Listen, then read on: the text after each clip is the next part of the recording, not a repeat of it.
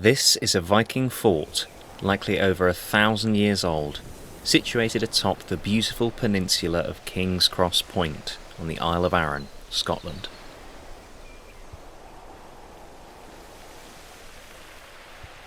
This is the site of a Viking dun, and adjacent to it, a burial which was discovered in 1909. Cremated remains in a boat-shaped stone setting. Here are some old photographs from the excavation.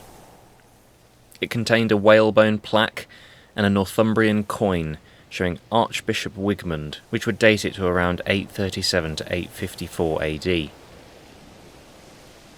The burial is on a high point on the peninsula, and like the fort has excellent visibility along the coast towards Lamlash to the north and Whiting Bay to the south, as well as across to Holy Isle. Holy Isle has been a site of religious pilgrimage for millennia and is now home to a Buddhist monastery.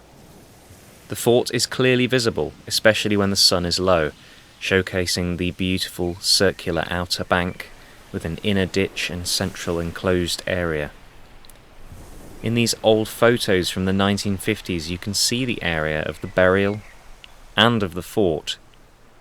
The site has become a lot more overgrown and recovered some of its trees in the years intervening, which adds a certain wildness to the point today.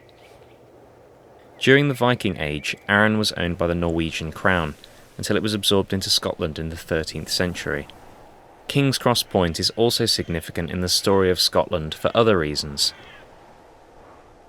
It was reputedly the site from which Robert the Bruce set sail from Arran to return to Scotland to defeat the English in 1307. The site of his departure is marked with a standing stone, which is now encased in a mortared cairn. In these old photos you can see the standing stone exposed. A 20th century flagpole stand is also seen on the site, and some concrete remains of Second World War lookouts. Lamlash Bay nearby was important during the Second World War, and even featured a floating runway for aircraft. Here's Lily, a floating airfield whose sections ride the waves like water lilies on a pond. The first landing test took place in the Firth of Clyde. A tricky job for the pilot, but it works.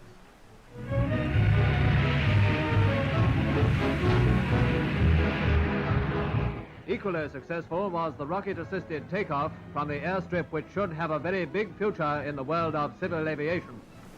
The area today is a hub for walkers and water sports enthusiasts. Not to mention, it's a popular route for the famous Waverley paddle steamer. The last ocean-going paddle steamer in the world regularly cruises past the fort. The area is a haven for wildlife as well as people. Situated not far from the marine protected no-take zone, it is rich in sea creatures and all forms of oceanic life. You will regularly see porpoises, seals, gannets, heron, and all manner of other creatures. This area is all accessible thanks to the Arran Trust, and is well worth a visit, especially at sunrise or sunset. Come take in the views and explore a historic part of Scotland and learn a little more about the story of the British Isles.